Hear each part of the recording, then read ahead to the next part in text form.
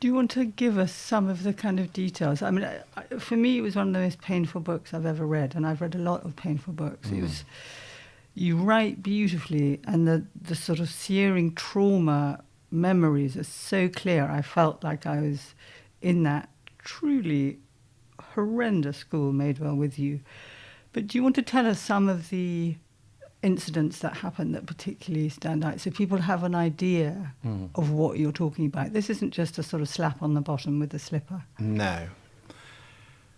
Well, luckily I have done decades of therapy, I have engaged in decades of therapy, so I sort of can tap into this from the adult perspective. But I suppose the most chilling thing about arriving at a school like that when you're 7 or 8 was the very quick realization that there was no one there to help you. No saviours. There were no saviours at all. I know this may sound genderist, but there wasn't a single warm female human in the staff.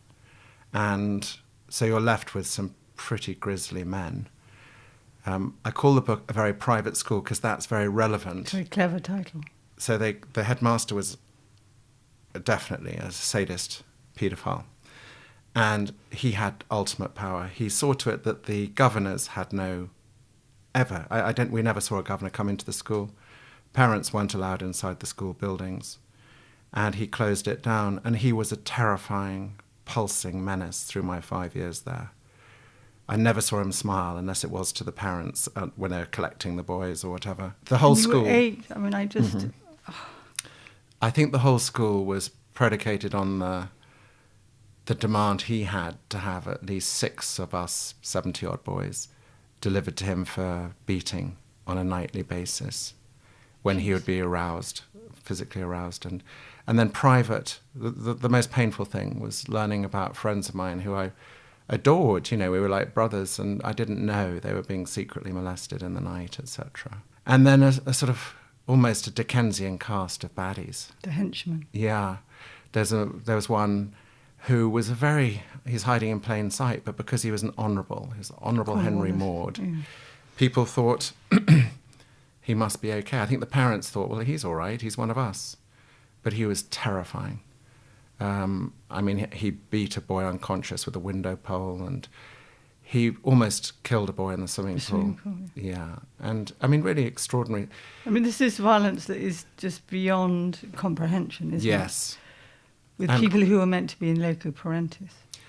Yes, that was the most extraordinary thing. I think the penny dropped for me in my early 40s when I went to do a thing called the Hoffman process, which is really looking at your childhood, I think, and letting go of your childhood. And I mentioned my years at Madewell as a sort of sideshow, actually, to the therapist who was in charge of me. And he got me talking about it, and then he asked me to say one thing that I'd never told anyone before. And I told him I'd been sexually abused as a child. And then we got into the whole subject of Madewell. And I suppose he then gave me the devastating news that the headmaster was my surrogate father. Oh, Charles. And abuse is at its worst when it's with people who you're meant to be able to trust. Yes, I agree with that, yeah.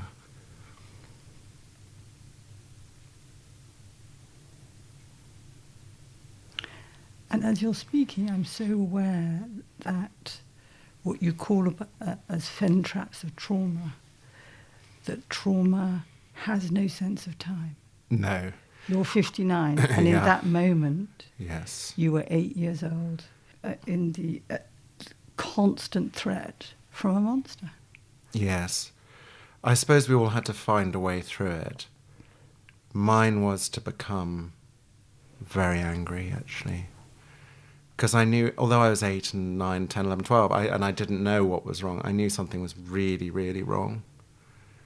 When I was being sexually abused for a year, at the age which is a sexual trauma, because an 11-year-old, it completely blows you can't tolerate that kind of sexual excitement at that age. No, there's a reason why it's illegal, and it's extraordinary to me that, you know, I'm sure this is, I haven't really spoken to many people,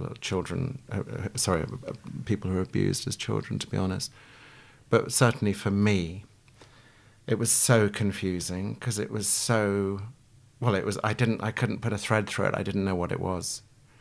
And yet it was thrilling and dark and mysterious. And I think I instinctively knew it was wrong, but I didn't know how wrong. And I didn't know sexual abuse existed, obviously. I was so young. The worst part of this, well, the most jolting part of writing this book, and it's been hell to write, really, sure. was the most extraordinary incident, which was right at the end when I decided to do something completely different. I just sent the manuscript in. And at my family's home, the curator was moving some books, and I thought I'd go and join and do something completely different. And on a high shelf, I pulled out a tiny book, and it was my diary from 1976. And the abuser had written a message inside it to me. And I nearly fell over. The fact that I'd literally sent the book in an hour earlier. My God.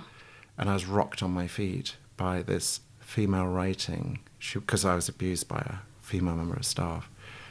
And I hated. She was called Please, which is, there's something in that which is particularly repellent. Yes, all the female members of staff had to be referred to as please. It was meant to instill good manners into us. And this woman who had been abusing me wrote in my diary, me, M-E, which I hate because it's possessive, it's knowing, and it's hiding.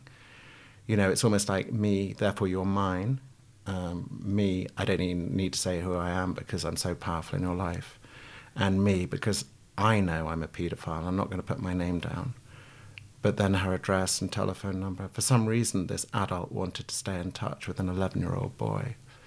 It's interesting, one of the messages I got last night was from a friend of mine, and he said he had always been aware, he was 11 as well, he was aware of the focus she had on me. And he said he was jealous of it at the time, which just shows how we were all just... desperate for affection. Yeah. Desperate for, female warmth. And also how unknowing we were. He was jealous of me being abused. Because it was attention. Yes, probably. In a sort of tundra of threat. You only lived under threat. So someone who was warm... She was very clever because she groomed you. Totally groomed me. She seemed to giggle at the monstrousness and the absurdities of the other members of staff with me. So she was like on your side? Yeah. And then it just progressed, really. And it was devastating. She was so cunning. She had 3 or 4 of us who she was abusing. And she used to sort of peel us off from the rest of the school and take us into a room at the top of the school called the music room where no other members of staff ever went. And we'd play our pop records or whatever. And then you could tell when she'd suddenly decided one of us was out of favour, she'd literally turn her back on that one. And that meant none of us could talk to that person. He was ostracised until she turned on the beam of her affection again. And that was a devastating feeling. And then at the same time...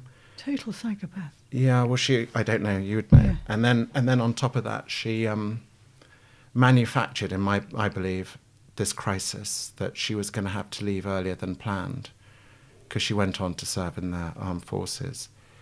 And it's a strange school on many levels, but one of the strangest things is we all had sheath knives on our hips. It was just a very macho, weird culture. The whole danger of that we're not even going to touch on because it's sort of small in comparison. But what happened was I was so agonized that she was going to leave early that I started cutting myself. I sort of did a deal with God that if I hurt myself enough, he would let her stay.